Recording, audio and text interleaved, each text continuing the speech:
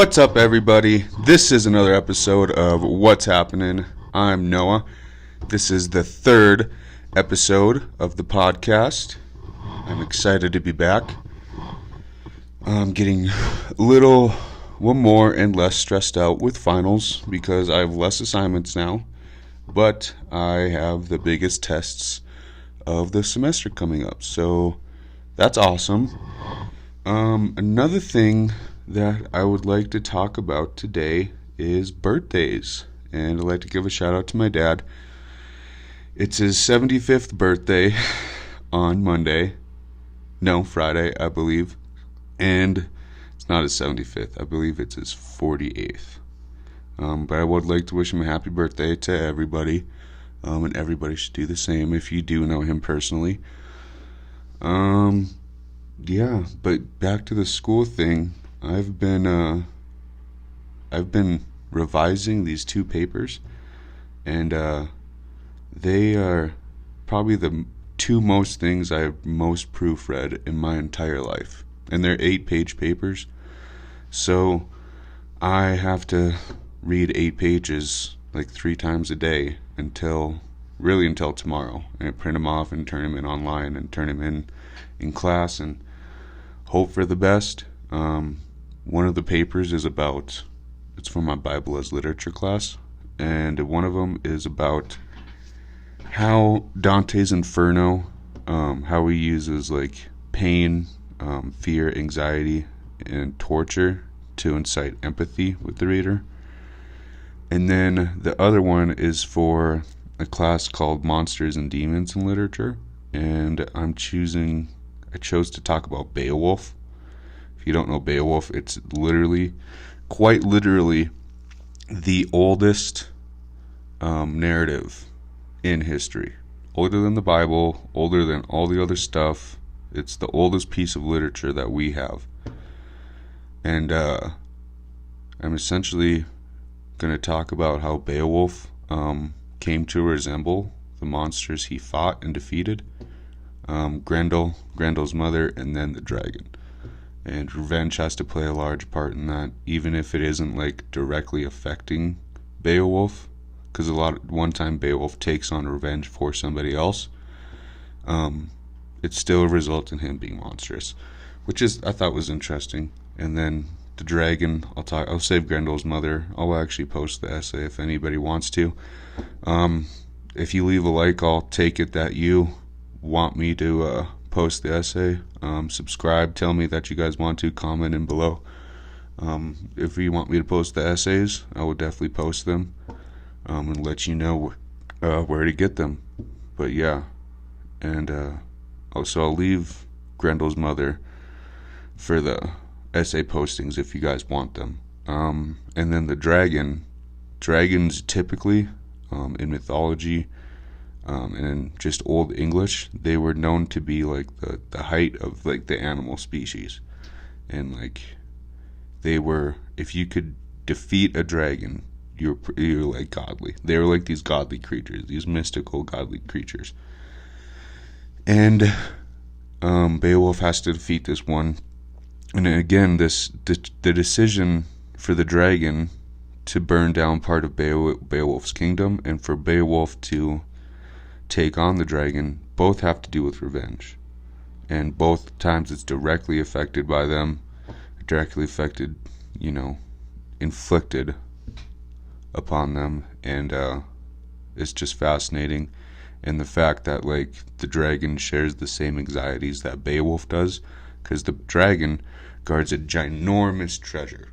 It's a huge treasure, and like inconceivable to man, and he also shares the anxiety about losing his treasure, shares the same anxiety of losing his treasure that Beowulf does with losing his kingdom, which I thought is really interesting. It's kind of like a psychoanalysis of the dragon and Beowulf, especially Beowulf at an old age, because largely Beowulf has like based his life, and like his purpose has largely been to build his reputation and become as cool and as glorious of a character as he possibly can be. I just thought that like those two things paralleled the dragon and Beowulf, especially in his old age, having attained his reputation. But some other things with myself, what's been happening. Let me look at my notes, my nickety notes. If you guys don't know this, I do Uber and Lyft. I don't ride in them. I actually drive the people around. It's been a great, just like, I guess, part-time gig for me to do whenever I need to pay bills or just have some extra spending money. If you guys want to do it, hit me up. I can hit you up with a code. That makes it a little easier. But I have a couple interesting stories from when I was driving this past weekend. And this drunk Russian dude, he was just talking to me, being all cool, asking me about myself. He's Russian, so I'm being careful with what I say because, Russians are psychopaths, naturally. And, so, like, he's asking me about myself, and he's drunk, too, so he's, like, really obnoxious. And he's got a heavy, like, Russian accent, like this. And he talked like this. And it was intimidating. I was actually, like, really thinking about what I was saying. And then, of all things, like, with 2 minutes left in the ride, all things he asked me if I believe in God. And I looked at him, and I'm like, not really.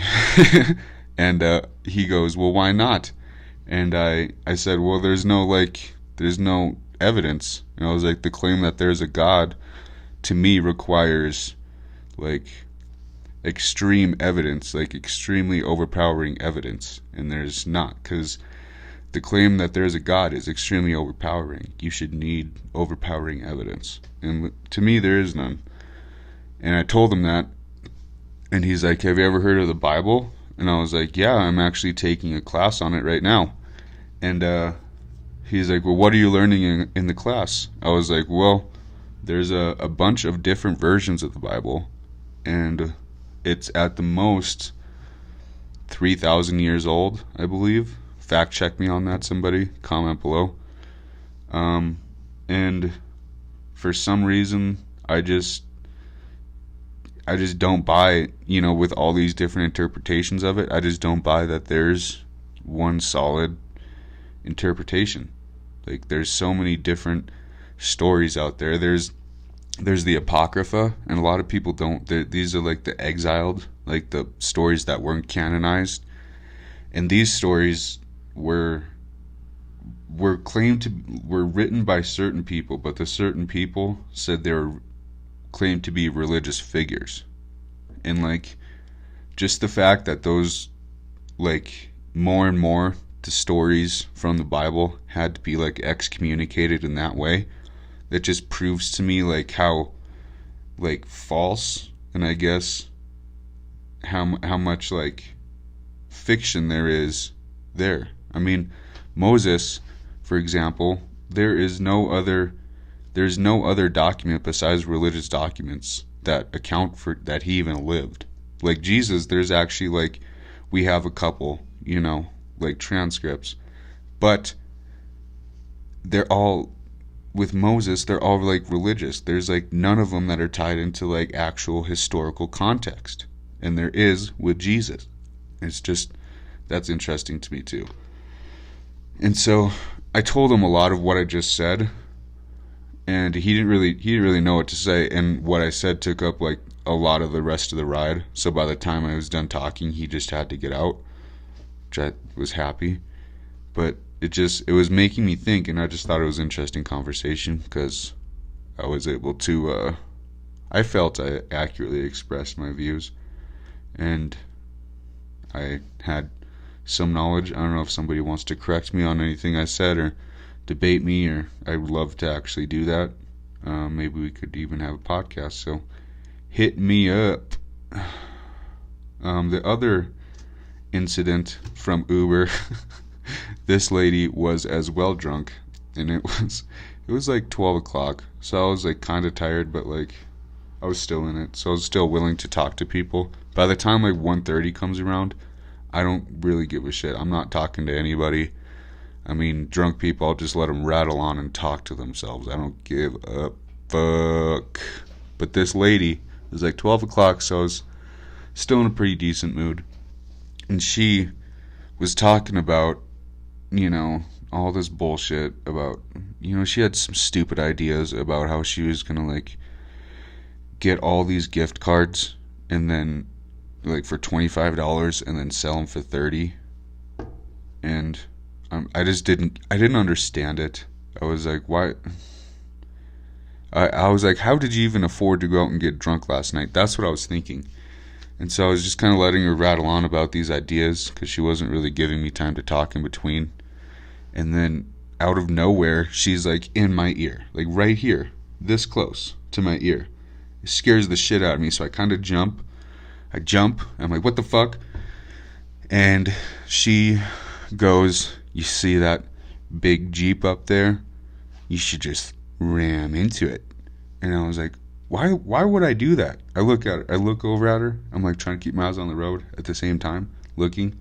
And I'm like, why would I do that? And she's like, I just don't like that he's on the road too. And I'm like, are you fucking serious? That's the reason. I said that. I was like, one, this car would get destroyed by that Jeep. If you haven't seen my car, you can Google it right now. It's a 2014 Mitsubishi Mirage. It's a 3-cylinder engine.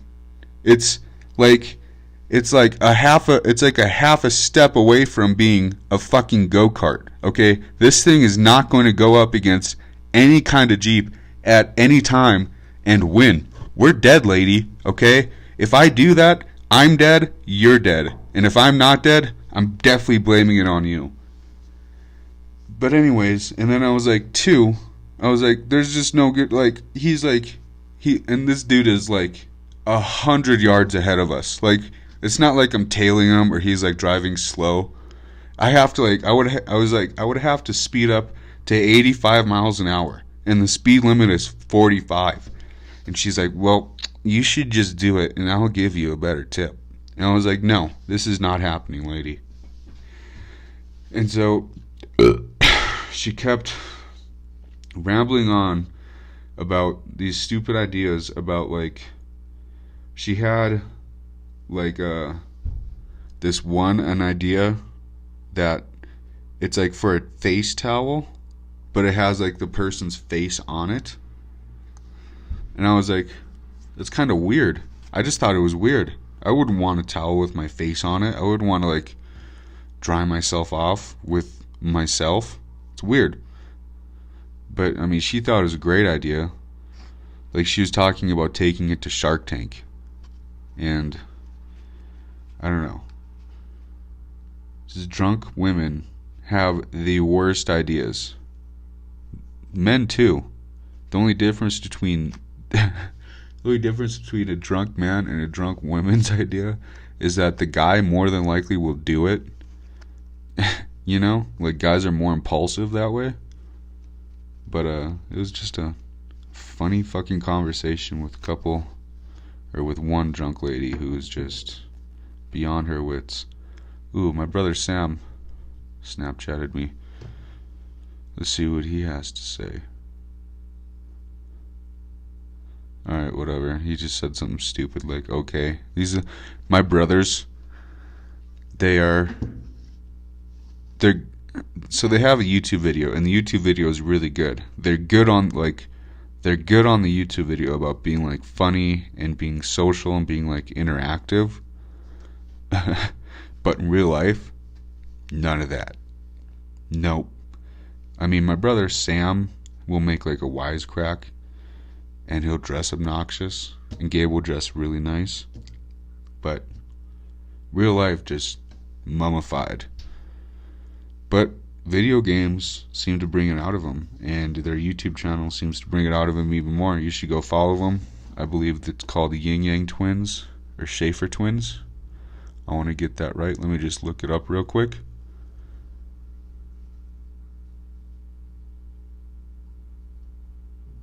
Hold on.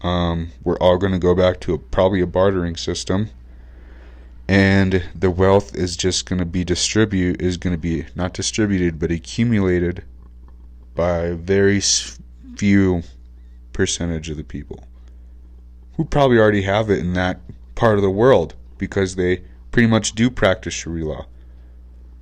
I think most people, whether they be liberal or conservative, don't want to live in Sharia law. What else has his fuckwat done?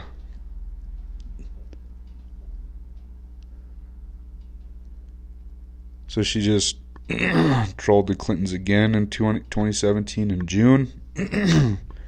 She asked Chelsea Clinton to sign a copy of her new children's book. She persisted to Juanita Braddock, one of the former Pill president's most persistent accusers.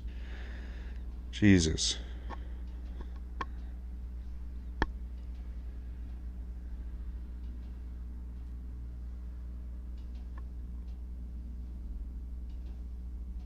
And then she disrupted an event promoting the book A Higher Loyalty by James Comey.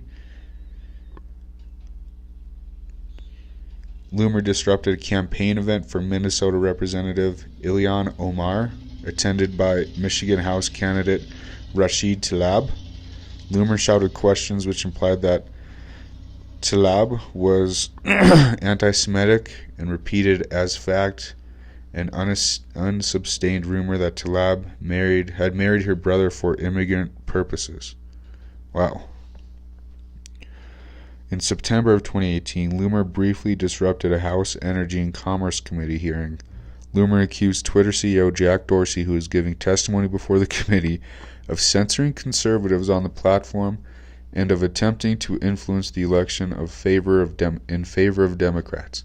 Republican Representative Billy Long, who was an auctioneer before joining Congress, drowned her shouting out with an auction chant until she was escorted from the building. Okay, so this bitch isn't even liked by Billy Long, who is a Republican representative. Okay? And this dude was like, he wanted to shut her up so bad. He started just with words and loud, just so she wouldn't talk. And here's the other thing. Yeah, Twitter probably bans more like conservative accounts than they do liberal. They ban both. Don't get me wrong. But yeah, they do, because the ideology that is surrounding the Trump administration, it's really hateful right now. And just because you have a freedom of speech and you have a way of thinking doesn't mean that way of thinking is justified just because it exists. And you can't claim First Amendment speech if you're actually going to hate other people. If that ideology has hate accompanying it, like exclusively for Hispanics, for people from Mexico, exclusively for Muslims, for refugees just trying to escape the Sharia law that's happening. And I don't know.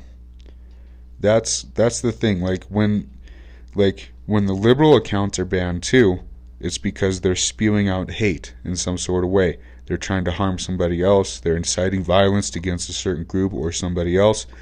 That's when the liberal accounts get banned. And that's also when the conservative accounts get banned too.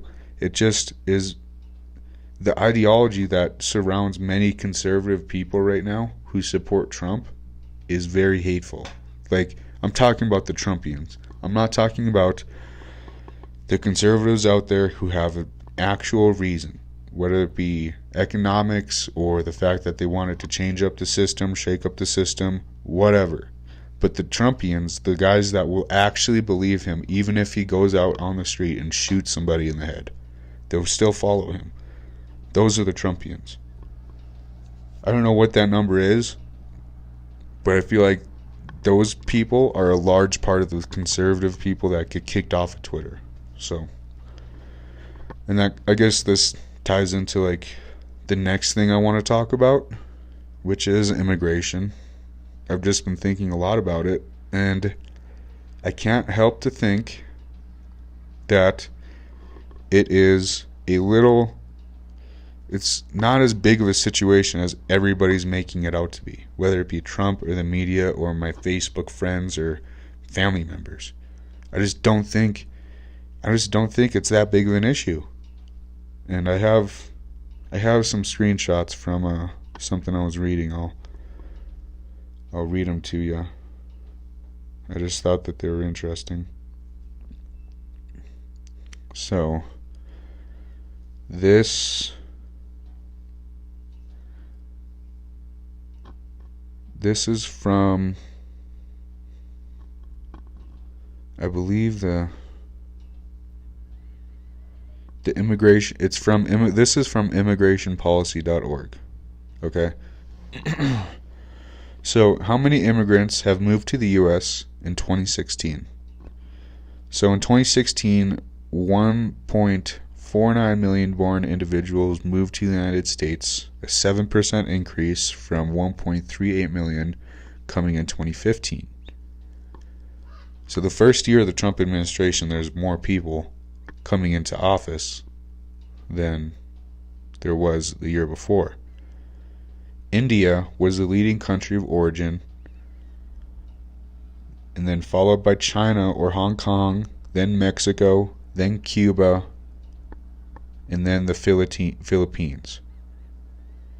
India and China surpassed Mexico in 2013. So the fact that, you know, we're allowing more people from the East in, then not we're allowing, they're just coming. I just don't think like this caravan issue, it's such an overblown issue. And immigration from Mexico, to me, this proves that it's largely based on race, like how people view the other race. And they're not even the top two. They don't even account for the most people that immigrate to this country. I just don't understand it. And most people come from India. They're not coming from like Pakistan or Saudi Arabia. They're coming from India because India is overcrowded. It's flooded with people. There's billions of people in India. At least 1 billion. And India is nowhere, it's like maybe half the size of the United States. It can't fit all those people. So the ones that can leave probably are going to leave. More stats.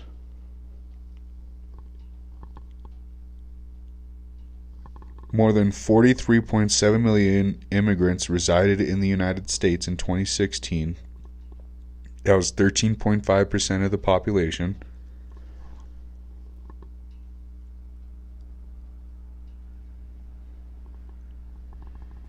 Between 2015 and 2016, the foreign-born population increased by about 1%, a rate slower than the 2.1% growth experienced in 2014 and 15. Okay? So that probably largely has to do with a lot of the Dreamer debate and how the attitude in the White House has shifted from positive Dreamer to anti-Dreamer, I guess you could say.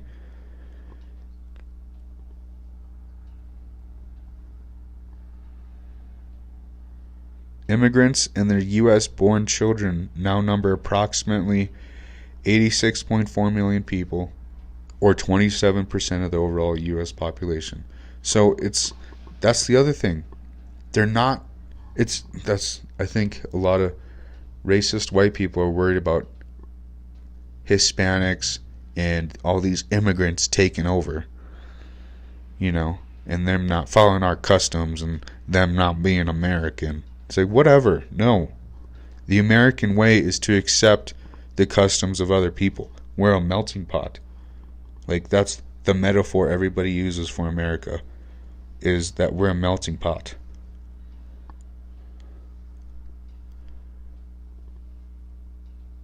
Okay, since 2010, this is the really interesting.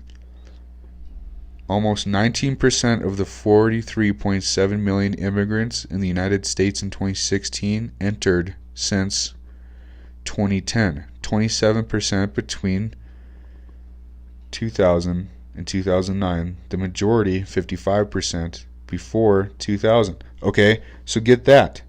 So the amount of immigrants that have entered the United States was the most before 2000. 55% of immigrants came to the United States before the year 2000. And then 27% between 2000 and 2009. And then the lowest percentage coming at 19%, and that was 2010 to 2016. So less and less people are coming to the United States overall, whether that be because of immigration policy or the view of the United States or the fact that other countries are becoming better too now. Since like the year 2000, there's been a huge boost in like the overall status and well-being of every country in the world because of the internet and technology. And it's like I'm just saying, it's not that big of an issue. It's really not. Like, I agree we should have policy and a process, which we do, to accept people seeking asylum and people seeking like wanting to become citizens and people wanting to live in the United States. We do have a process for that. Part of the process is the people need to want to leave. They need to be present. They need to be at the border asking, can I get in? And the process is not tear gassing them. Even and the reason, even if they're throwing rocks, the reason they're throwing rocks is because they were prevented this asylum. Like, it's U.S. law. Like, that's part of the process of people are seeking asylum. Asylum to come into our country and want to come into our country. We have to provide them some sort of way to do that and some sort of like safekeeping. And so I'm just gonna go over just a couple more. I hope I'm like changing some views or bringing it to the awareness that this immigration issue isn't that big of an issue. It really isn't. What is the racial composition of the immigration population? 46% of the immigrants in 2016 reported their race as white, so they're European mainly. 27% as Asian, 9% as black, and 15% as some other race. Slightly more than 2% reported having two or more races. 45% of immigrants reported having Hispanic or Latino origins. So I'm assuming that 46% on top that reported their race as white are some sort of like mixed race, like just white people and Hispanic. And it's more convenient to sign up as a white person, obviously. Duh. But yeah, and I don't know. I hope those were the last statistics I read about, and I just hope that this isn't like a misconstrued issue. Like, we should keep people from MS-13 and ISIS and ISIL and Al-Qaeda. We should keep those people out of our country, obviously. And we have. I mean, for the most part, with the exception of like a few dumbass Twitter accounts and like these dumbass young people getting manipulated by these Twitter accounts, we haven't really had anything go on with MS-13. Recently, I mean, these guys were arrested at the border from MS-13, but that's the thing. They're arrested at the border. Our system is working, of vetting these people out and just catching them downright. And I just think people need to trust that more, Like, this immigration isn't that big of an issue to people. Most of the people, like 99.5% of the people wanting to live in the United States coming from another country are wanting to do it because they believe it's better for them and their family and their lives. Just like our ancestors, 2 generations ago did. But I guess the second thing, not the second thing, lots of things today. But another thing I would like to talk about is electric cars. I don't know, one thing about this that I want to do is like help inform people about stuff I think is interesting and important, and through that I'll learn more too. And if you guys want to suggest anything, just go ahead and comment. Obviously subscribe first. Go ahead and hit that button below. But I have like kind of like a rough time period outline of like the electric car progression, and here we are today. I just thought it'd be interesting. I think it's interesting, and maybe it's going to cause you to educate yourself more about like the history of electric cars and why there's these ebbs and flows that I'm about to talk about, and like the popularity and the technology involved with the electric car.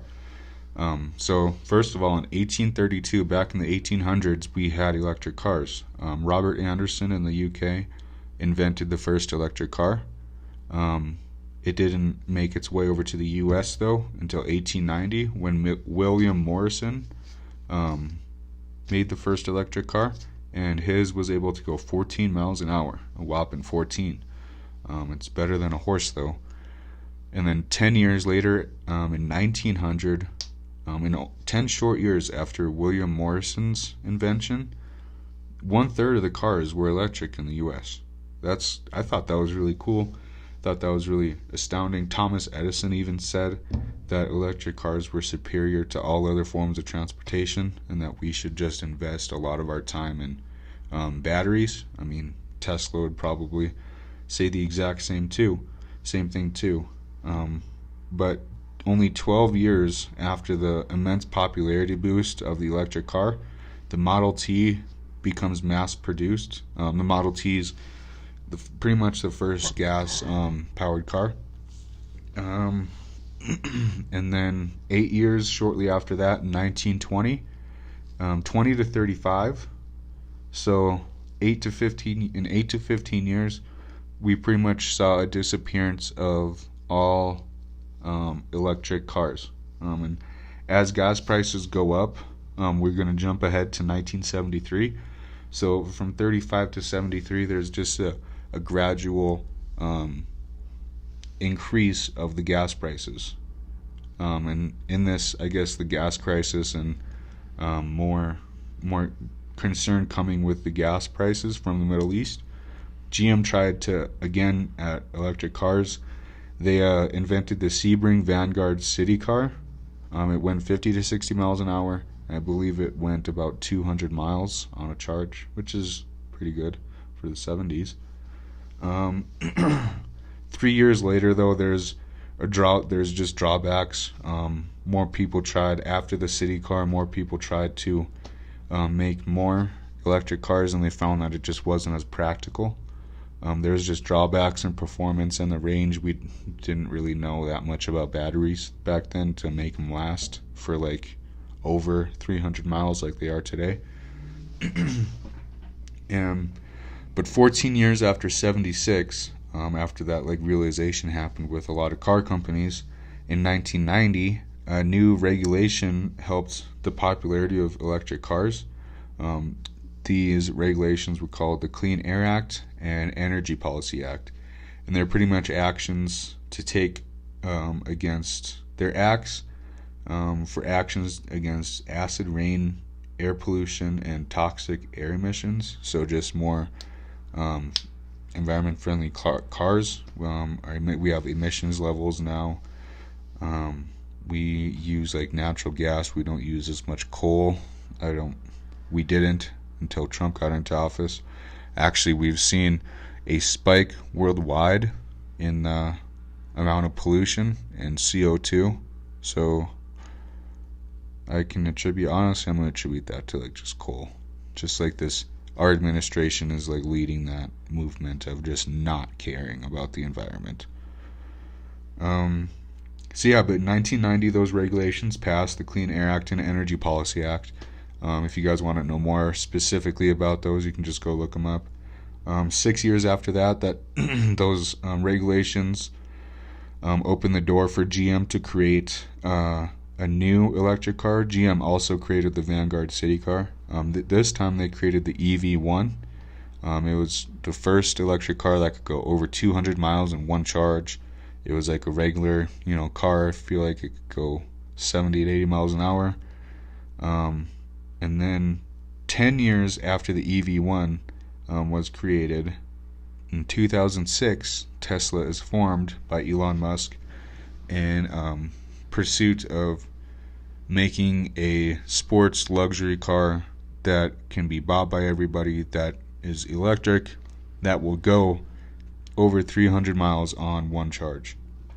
And this formulation of the company Tesla, kind of like kicked other companies in the ass, I guess. Chevy came out with the Volt in 2010. The Volt was one of the first cars that could take use gasoline or electricity. And then 3 years later, in 2013, Nissan came out with the Leaf. It was a full-powered, like, four-door hatchback electric car. And then that pretty much brings us to today with what we have with all the Teslas, and then the BMW i9s and i3s. Those things are pretty sweet. The Teslas, I heard, are cool too. They're coming out with a semi-truck, supposedly, which would be really awesome. And then, actually, Porsche is coming out with an electric car, I believe. And I can't remember. There are lots of other people. I mean, there's self-driving cars, a lot of Teslas. I believe the Cadillac car that is can do a little bit of self-driving is electric as well. I hope. Don't quote me on that. But yeah, so that was just kind of like a brief history to right now of the electric car.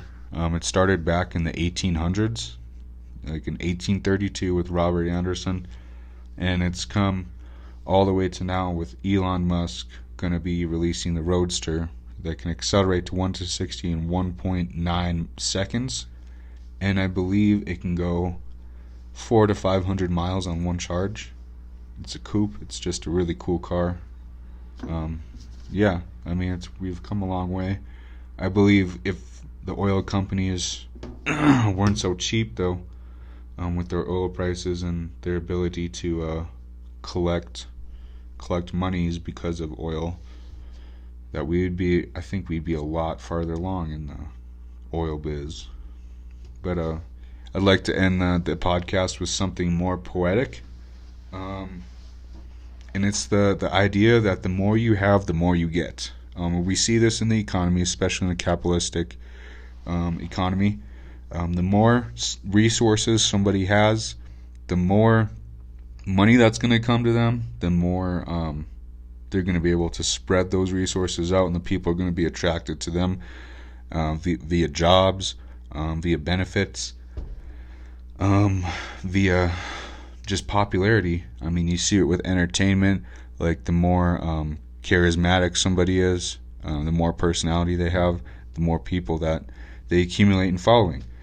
This is also true. This notion of the more you have, the more you get is also true in physics. You see this with stars. The reason we go around a star is because that star has gravity, and we are within the gravitational pull around that star. And the more gravity that star has, the more gravitational pull, the more mass that star has, the more gravitational pull. Hence, the more you have, the more you get. The more planets that are going to surround it, the more masses, just everything, the more energy it's going to attract. This comes from like a Pareto distribution too. Only a few amount of people in society are going to be these kinds of people. Like, the more they have, the more they're going to get. There's like maybe 10%, maybe a little more, 12 to 15. And the rest of everybody is going to be just playing into those 10 to 15% of people. This isn't just true in people, it's true of trees. Like we said, about 10 to 15% of the stars. We were talking about stars earlier. Follow this pattern, and I just thought it was fascinating. And once you are aware of that, I guess it just gives you more of a purpose to be a part of the 10 to 15 that have more, so they get more. It's just a natural thing that happens in the universe. Don't freak out about it. There are ways to reach that point. I don't know specifically what it is for you. Everybody's journey is different. But this was the third podcast of What's Happening with Noah. I'd like to thank you guys for taking the time and listening. If you are listening, if you have been listening in the past 3 podcasts, go ahead and click the subscribe button. Shouts out to Sam and Gabe, Schafer Twins channel. Go ahead, drop in the comments if you guys would like to hear me talk about anything. And then hit that like button, hit that subscribe button. We'll see you guys later. Nothing from nothing leaves nothing.